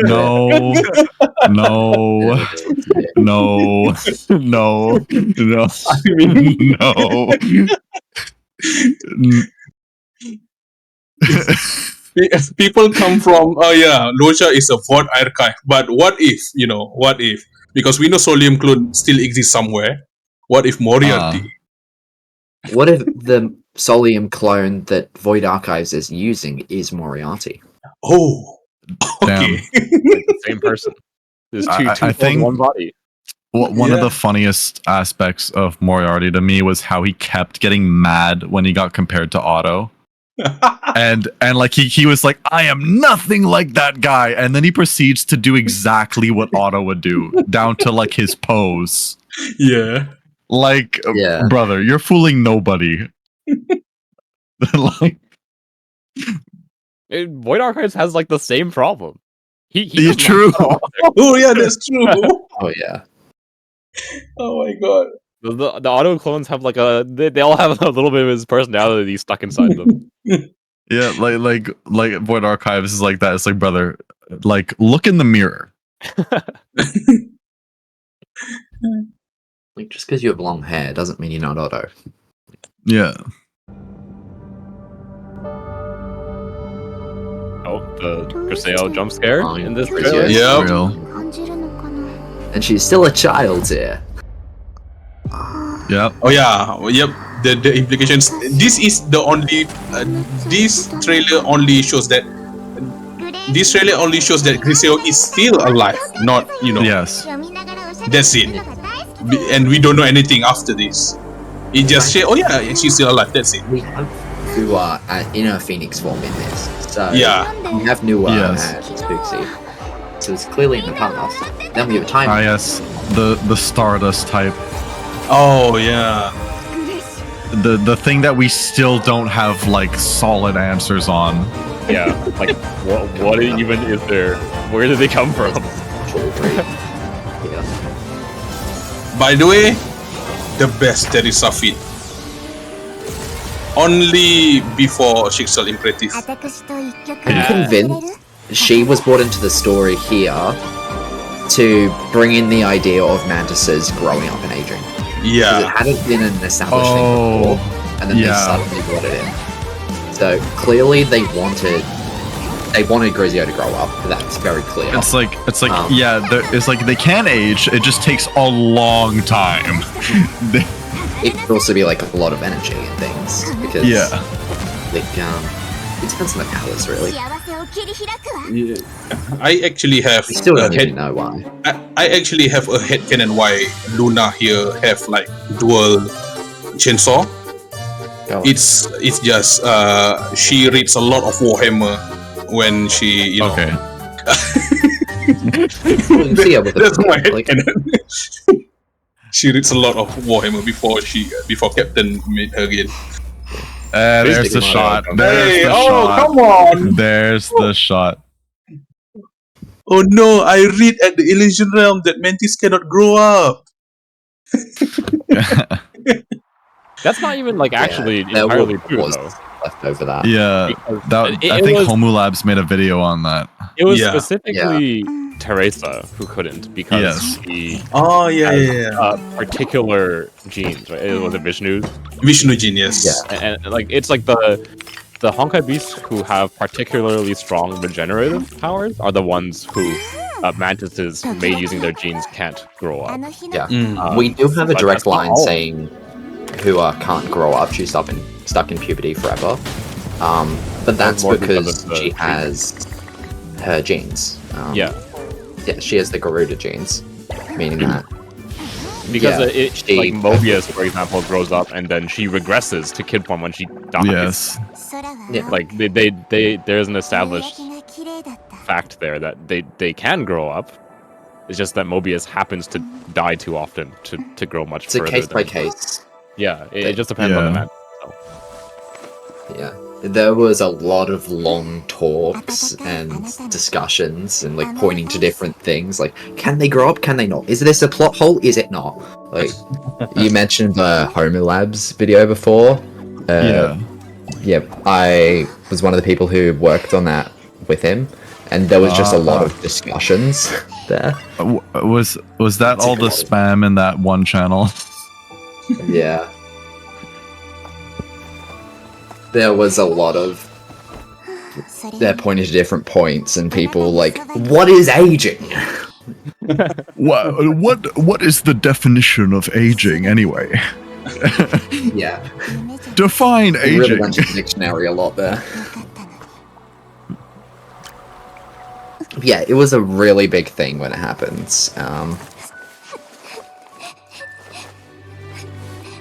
Okay, this is actually a beautiful now that I see it for the second time. I only watched this only one time because for me it doesn't have anything to do with the main story. But You guys remember that time they edited the handout in Global? oh, really? Yeah, Still not in it. yeah. I don't think that's intentional. I think that's a bug. It's just like a mistake. Because it's happened before where they've brought things into English and they just vanish. Like when Hersh of Oh, Origin was first revealed, the cutscene would happen when she transforms and then there's no Hersh of Origin. Oh yeah, that's a bug really. Yeah. Man. So yeah, that's still the case in the game. Like, her ending cutscene, she grabs the captain's hands. In Chinese, we actually see the hands, but in global, we don't. Yeah. Do you Oh, yeah, remember this that one. I forgot who like screenshotted her like mid squash and stretch and portrayed it as like that being her proportions. Yeah. Like who did that? Because whoever did that caused people to freak out over like. Oh yeah, this scene was really cool. The fact that we had a big arc fighting against that big thing, and then Luna comes in here and one-shots it. Yeah, like the whole group tried to team up on it, and Luna's just like, "All right, move." I actually forgot that scene. Oh yeah, it's from here. Okay. Yeah. The That's unfortunate. actually Yeah. this was my favorite event. Yep. Yeah, I agree. It was so good. Unfortunately, we cannot The play it gameplay again. and the story of the event was both so good. Too bad we cannot replay it then. It's unfortunate that it happened when it did, though, because Yeah, it overshadowed the Who arc and Yeah. Yeah, the at least the beginning of it. yeah. Yeah. Again, I think it's because like a lot of people like didn't care much about Moriarty as a character, Yeah, and I think Mihoyo on the see flip that. side, the Captainverse characters are all very Yeah, well loved. I mean, let's say so. To be fair to them, like right after Moriarty's introduced, like we get the scene where Vita first shows up, and everyone was like, Yeah. yeah. Everyone realized that like, okay, Vita's like a common theme here. I mean, not that like we couldn't already got that from the mini Vitas, but I love Vita's connection with the mini Vitas. oh yeah, that was fire. Nice. Come back a bit for the Captainverse. I just hope in the future we can actually get the continuation, and then we can have new Himiko, new Kalen, new Kasumi, new Kongin battlesuit. Like new battle Yeah, suits. yes. Oh. But I was also gonna say low key earlier that the only way we get Anna and Owl is Captain Verse. Yeah, okay. Oh, Yep. that would be interesting. Yeah, I hope they continue because people. I mean, I like Captainverse. Yeah. I'm not sure. I'm sure not all people like it, but Here's the thing. Here's how I think they could do it to make people satisfied. Because I know a lot of people just don't like the fact that the captain is a blatant self-insert, even though he's his own character. But let's not get into that. I think they just leave Luna and Captain on the ranch and let the others go back into the fray. I guess you could say. yeah, yep. Okay, the VITA'S HSR Sea of Quanta edition. Yep. Dude, they're just hopping from world to world doing something. Oh yeah, the VITA'S, the little VITA'S. Yeah. Do you guys have any problem to when the little VITA'S was shown, right? Do you guys have any problem identifying any of them? Because for me, okay, There were translation issues Yeah. from what I remember. Okay. Yeah, that's about Hoyo's colors. fault. They keep calling Yeah. them the wrong names. yeah, Also, what was the whole thing with the names of their colors? Because obviously they were Oh, named yeah, on they like changed the it light all sorts. spectrum, yeah. Yeah. but they weren't named in English. They weren't named properly after the light spectrum. Japanese, they changed the names, and clearly the translations were done by different people.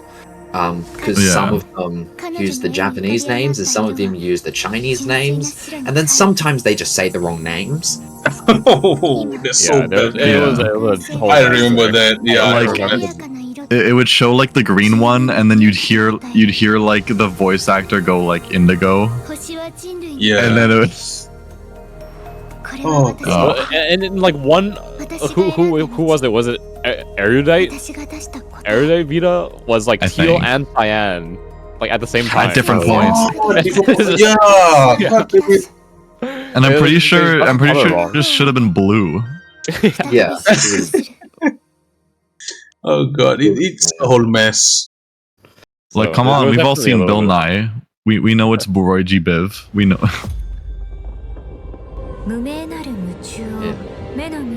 Oh, this is the adult Griseo, must be right. Yep. Yeah. Oh, Sa, we need to talk about Sa though. The actual Sa.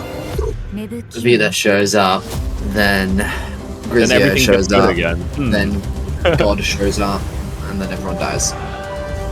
I will just say, like, I'll save it. Yeah. Okay.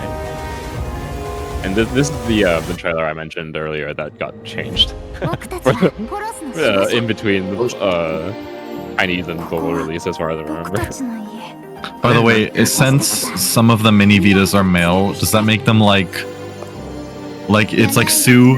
It gets turned must into a woman, and then you get Vita, and then Vita gets turned into a male. Like, That's going to be children. like. So clearly that's what Kid Sue would look like then, right? No. I wouldn't be surprised if Sue had been talking to Vita, like behind Sa's back. Oh yeah. A Star Wars. That would Possible, make yeah. sense, for sure. Wow, even the double saber. They knew exactly what they were doing with this. Yeah. Oh yeah. Yeah.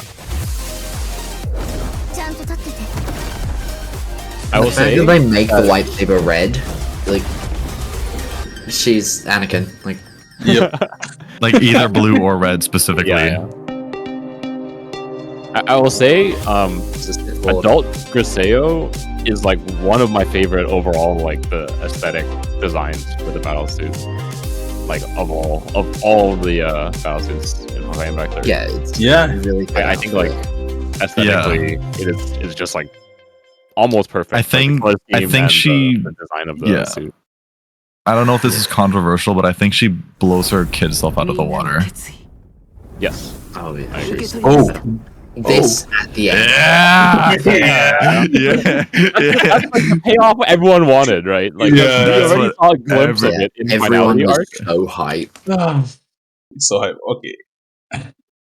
It kind of blew the whole Griseo thing out of the water, seeing who become her Garuda form. Yeah.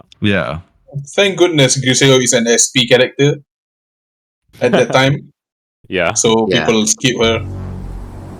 Yeah, I do not regret pulling for Hua. And who is just such a goat? Yeah. Yeah. I mean, like, Sele and Hua they both needed an arc, and part 1.5 is where they got it. Yeah, like my kind of two closing favorite up all of like the characters. really major characters, and then going into part 2 for a fresh cast. I think it makes a lot of sense. That it's so heavily focused on 2 particular characters. I think if we put Moriarty aside, right? Actually, there's a lot more character that involved in this arc, like Su himself, and then Mr. Lin at the end of the arc. Yeah. Those two have like heavy involvement. Wow. God, this boss design. Oh god. Absolutely insane. Biblically accurate Sue. Yeah. It's so Man. uncanny. Oh, I yeah. mean, it's not a bad thing though. Yeah. Is it weird that I find it so hard? How cool, or how frustrating would it have been if they had not made like the simplified combat system to play this battle suit Oh yeah. in this fight? If you actually had to play the original Phoenix during this the, boss fight. the original Oh, combo, God. right? Nah. I still don't I know do why not press buttons and remember does- how that works. Yeah. Neither You do don't. I. I never learned the combo for the old Hua battle suit. They try to make like the fighting game style combo, right? Yeah, they have like they have like their own inputs and everything. Yeah. Thank God they simplify it. And in part 1.5 it's just mash attack button. Okay, so if if the boss design have like if Oh, this scene.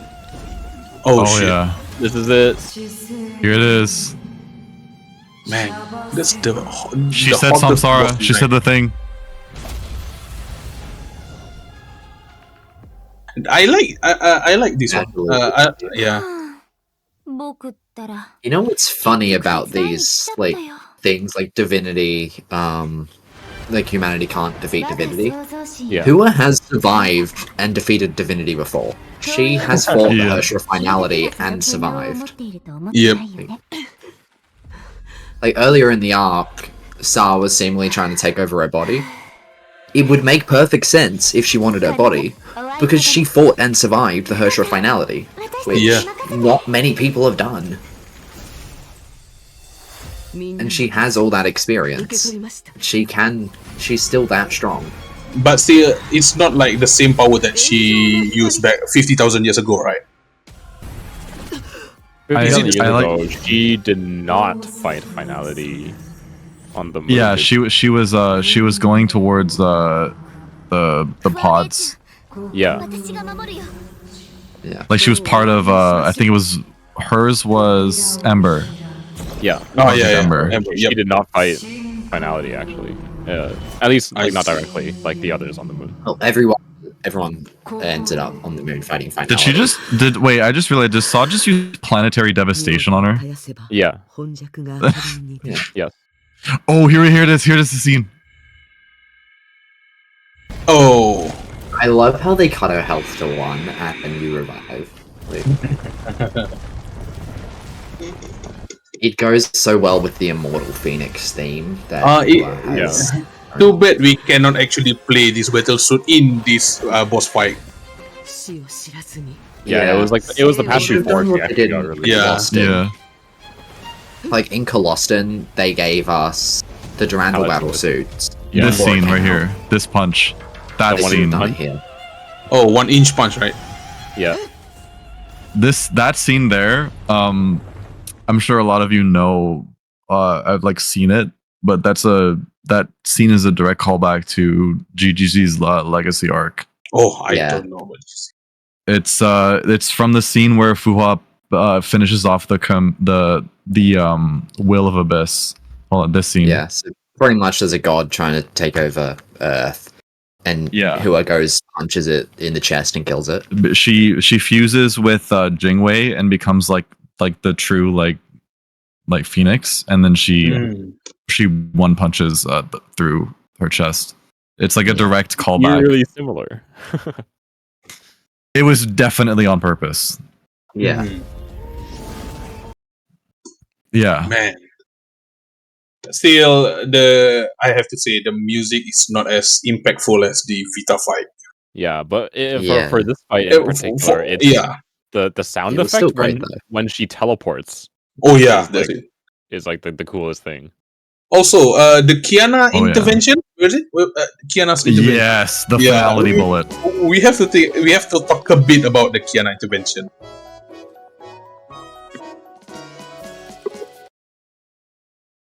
The finality bullet is such a crazy moment. Just Yeah, that's true. Yeah. Because before that, we never have anything regarding like how strong Kiana actually is. yes, as Yeah. finality. This is like the very first time we get to see her. Oh, Actually using powers. this music, the incorporation of the like Dvorak, Yeah. Dvorak. I don't know how to pronounce it. It's like Dvorak or something. Like, Dvorak, yeah, that's it. it's from the New World, yeah. Yeah, main which I issue only I recognize because of saw- One Piece, but Yeah, the main issue I saw with a lot of people with this scene where Kiana shoots it is a lot of people were wondering why she hadn't just nuked the Sky People as soon as they showed up. Like, Well, I mean, in when- show. yeah, Like, obviously in part 2 now we know Yeah. she's asleep. But it was a big like plot hole at the time. Yeah, and- I mean Yeah. that's the problem gotta- with like Kiana as her shot. Yeah, finale in like, general. existing. Like she's just too strong. So Yeah. like a lot of future conflicts. That's part of the reason why I thought part 1.5 was going to be very like slice of lifey. Yeah. yeah. Because like very much what does seem like can Kiana possibly is be too stronger than Kiana that is a problem. Yeah. It doesn't And make then- sense. And then we got the answer, which was no. But yeah, like I don't want to be like a power scaler moment here, but like the finality bullet, like they literally just gave us all the information to calculate how fast it was. Yeah. And like if you calc it, the speed of the bullet was 5,655,000 times. No, sorry. 5,655 times faster than light. That's Or crazy. 1.6 billion kilometers per second. I actually underestimate her power because I don't think it's my fault, but for previous podcast I actually managed to discuss with people in the podcast that I thought the way they said age of the solar system, I thought somewhere around Pluto. That's my headcanon, right? So basically, Kiana just Kiana just used the finality bullet just somewhere around Pluto. But then I think Marty clarified that solar system have like is bigger. The odd cloud, is it called? Yeah, it's called, like right? the scientific definition of Yeah, the it's solar like the odd cloud. So basically, Yeah. it's on the edge of the odd cloud. I was like, wait, what? That's how far is it? Phosphorus? Damn. So it's Yeah, it's really like- powerful though. It's stupidly far away. Yeah, by technicality, it is interstellar space. Yeah. But you could technically say it's the edge of the solar system, I guess. Yeah. If you count the Oort cloud as part of the solar system. Mhm. Damn it! That's when I shift. That's when I change my mind that it's Kiana is really powerful. But Yeah, then part and- 2 she just goes to sleep. That's it. And keep Yeah, in mind, like, the scale of the image right now is not. It's logarithmic. Yeah. It's- Yeah. Yeah. I just to put it into perspective, when Kiana shot the bullet, it would have taken it only 3 seconds to pass Neptune. Oh wow, That's how fast it was moving. it's faster than Voyager. Yeah, I like. Oh, yeah, just a bit, but yeah, no, but like it's so funny how fast it was moving, and like also how powerful it was. Because I think at one point, I don't know who said it. It might have been Misslin. It was like if she was just a little bit off, she would have annihilated Phosphorus. Oh yeah, I remember that. Yeah, just absolutely insane.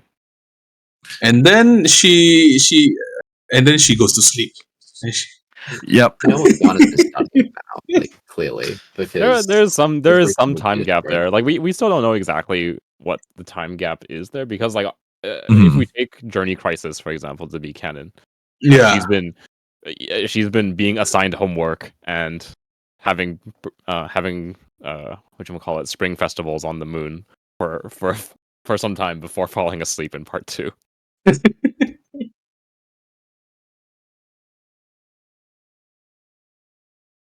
Yeah, I definitely like to think it's canon.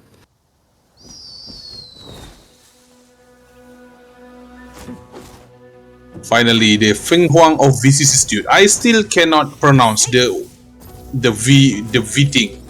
How is it pronounced again? The Vicissitude. solution is you don't say it. It's FOV. That's all you need to know. Oh, yeah, FOV. Okay, FOV. Like, just call it Garuda. Like, FOV. The point of view. Okay.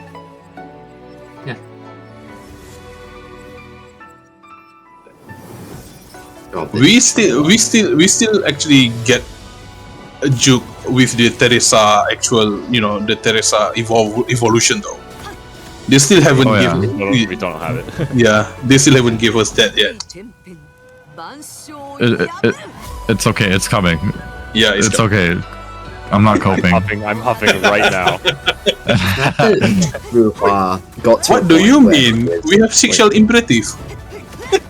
Brother. True. Yeah, the fact that Fuwa got to a point where she is like perfectly fine to go into this form whenever she wants. Yeah. She had so much trauma and like pain that stopped her from using it in the past because she went on a rampage and almost killed everyone. Yeah. But now she's come so far as a character. For real. And being killed was only part of that. A couple times, actually. Yeah. It's safe to say that FOV, okay, power scale. FOV is the same as normal Hersher, or like still above the.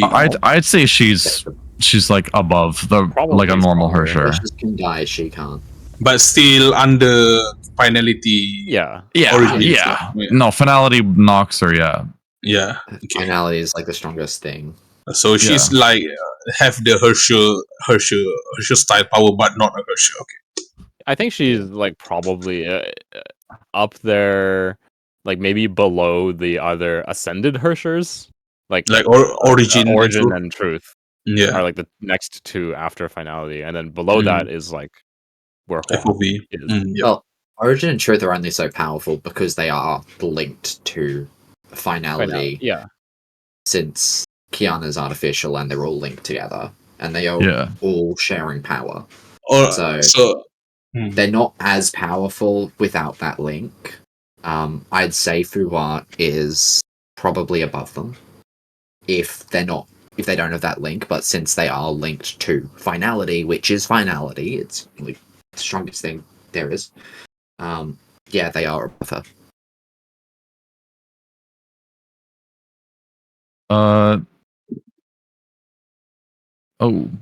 Journey Crisis. We're not gonna watch this fully, right? No. No way. Next half an hour. 看来这艘舰船是一个完美的密闭 I 空 love 间， seeing more detective Fuwa. 像是 Yeah. 作案手 Real. 段那个人只能从一开始 Hopefully She there's no worked with Moriarty both. jump scare. Oh my god.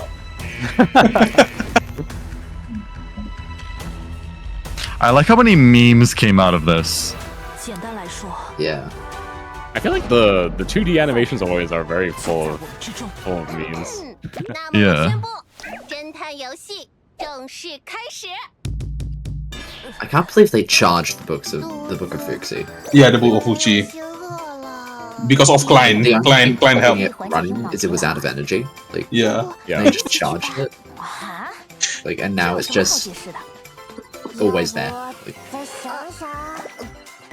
等一下，你今天没 I still like the Veliona aesthetic, having Oh, the I red also want to and mention strange plot hole thing here is Siegfried has his arm back in this animation. wait, Damn. is it not robotic arm? No, he has a normal ass arm in Wait, really? in the full animation. Yeah. I almost thought it's the robotic arm. What the hell? Oh my god, guys! It actually it's just a dream. It's actually just a dream. Oh my god. God damn it, That Morty. totally could be the explanation. Like the actually, animation was Yeah. clearly done before a lot of the designs were finalized. My heart. This was clearly in development for a long time. Yeah. Like the silly design we see, the hair color's wrong.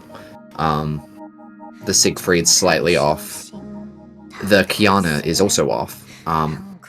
It's been in development for a long time, so a lot of the designs yeah, that makes aren't sense. their final ones. Yeah. But it just The fact that this shows song how they is- always wanted to get to this. Yeah, the fact that this song is sung by the voice actors of the main trio is like is like the actual. Yeah. This is my favorite vocal song in Honkai Impact. Yeah. The whole franchise. Unfortunately, it's so underrated. People don't talk about this song as much as they should do.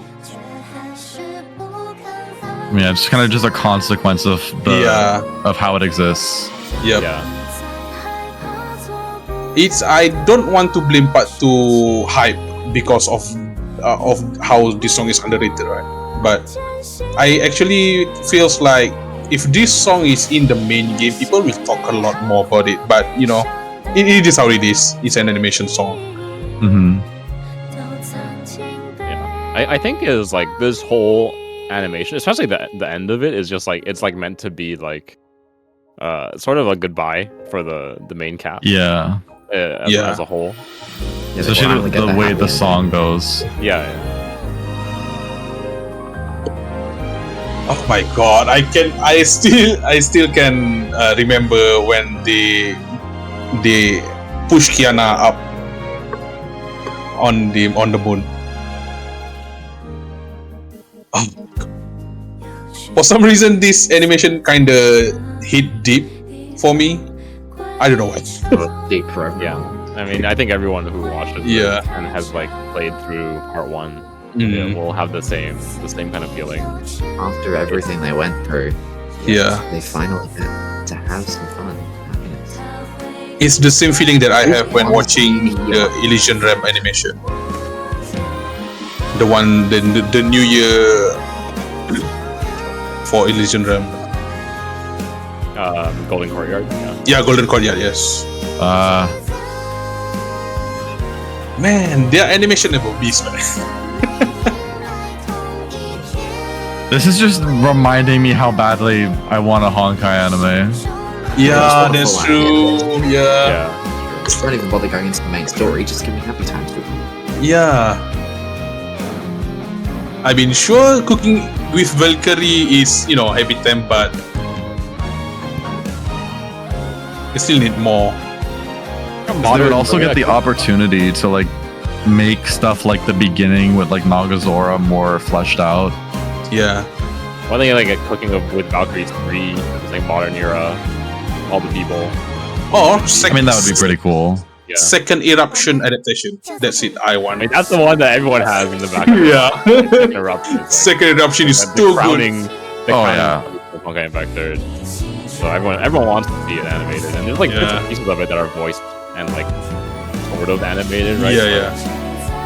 Oh my god, getting the auto scene, nothing will get in the way of my obsession animated. Oh, that would be good. Yeah. Yeah. I want to see the like a full animation of like Welt creating the army, creating army. Yeah. Oh yeah, that's true. Damn. And they just animate everything. Like, True. Just just everything. Give us everything. Animate second Yeah, key. so much money. Alien Space, Just animate all of Honkai 3rd like, even more. and than make that, the animate, make the like, filler arcs the Captain Verse. Oh, That would be interesting. how about just adapting Captain Verse and then people can make it like, a harem anime? Oh my! is what it would be. Yeah. Oh no! Yeah.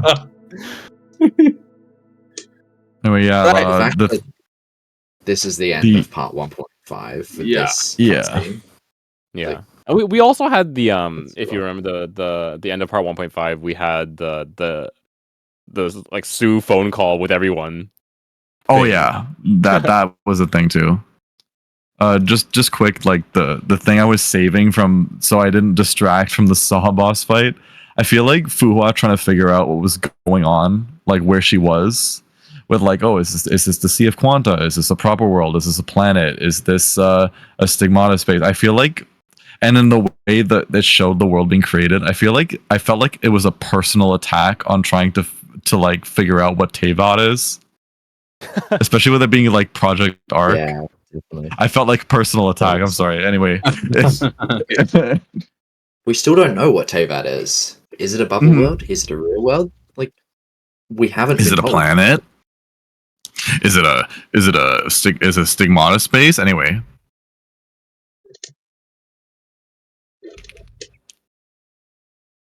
yeah. So Anyway, final thoughts on everything. Like, how did everyone feel about the arc overall? Like, I thought that part 1.5 overall, I think aside from obviously finishing off some character arcs for the two kind of like main but side characters of part 1, that being Sele and Hua, the other thing it's serving to do is obviously it came out alongside a lot of lore drops for the franchise as a whole in Starvale. So I think alongside setting up the kind of our expectations going into part 2, going into Mars, it's also just like it's also the first time we're touching on topics like the kind of the exact relationship between the imaginary tree and the Sea of Quanta. In particular, the imaginary barrier that exists between worlds is like kind of suddenly like solidified as the reason why Saw is here. Yes. The way they also it's really expanded on the important. edges of worlds. It's good. I think it's an important, because we're kind of like, we've dealt with this threat to Earth, with the world that we know and love, but they have to continue to tell a story, and there have to be new threats, and the only way we can do that is by moving away from this Earth Moon world, the solar system world, because Kiana is too strong. So we need to go somewhere else. Yeah.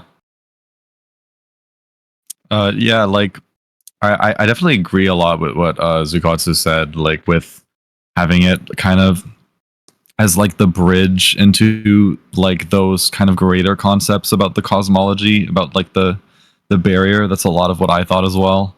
But also having it like kind of answer a lot of the questions that were like left up in the air by part one that they couldn't like quite squeeze into the finale. So having like resolution to like Ciel's arc, Fuhua's arc, and like a few more, bringing back a lot of like threads from like the manga and like different parts. I felt like that was a big part of what 1.5 was, which was pretty satisfying. But also Vita. That's it. Those are my thoughts. Vita. For me, No thoughts had empty for Vita. Yeah. Yes. All right.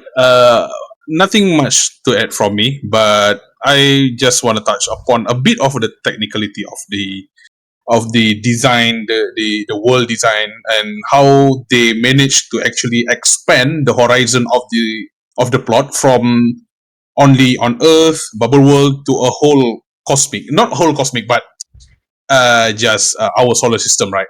And we have like the phosphorus. I think we can have like a better setting in the future. And part two still on its, what do you call, still on its earlier run. So I have a good what do you say? Basically, part 1.5 shows that we can expand more, even though the original story has ended. So yeah, that's it for me.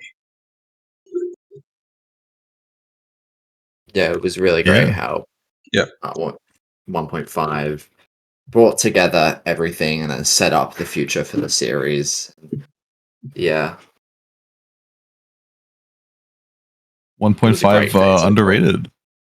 100%, yeah. It is so underrated. I think everything, honestly, I think everything past part one finale is underrated, because people there's definitely a lot of like a negative stigma against anything past Kiana's arc, which is on one hand understandable, and on the other a little bit regrettable. So yeah, that's it. So JK, yeah, I guess it's time to wrap things up if everyone's gotten what they want to say out. Yeah. Part 1.5, it was great.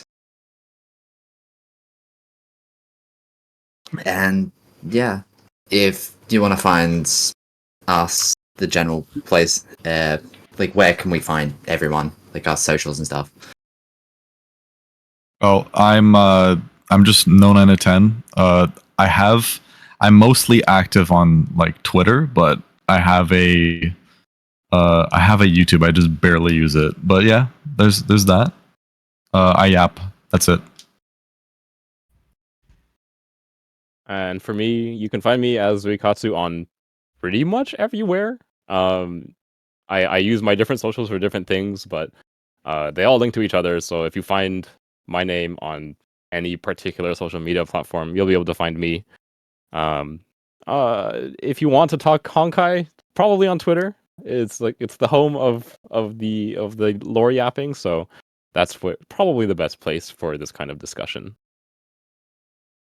For me, I active on X, formerly known as Twitter. I rarely record. I rarely stream, but I do stream on Twitch. But I have a YouTube channel where I have post my VOD there. I also play like other game other than Honkai, which is Snowbreak, PGR, and Itageza. So yeah, that's it. You can find me at JKCrafted on a lot of different platforms and over at the Hoya Stands community, where I am one of the owners of that and do a lot of stuff there. So yeah, you can find me around. So that's everything. Let's bring this to a close.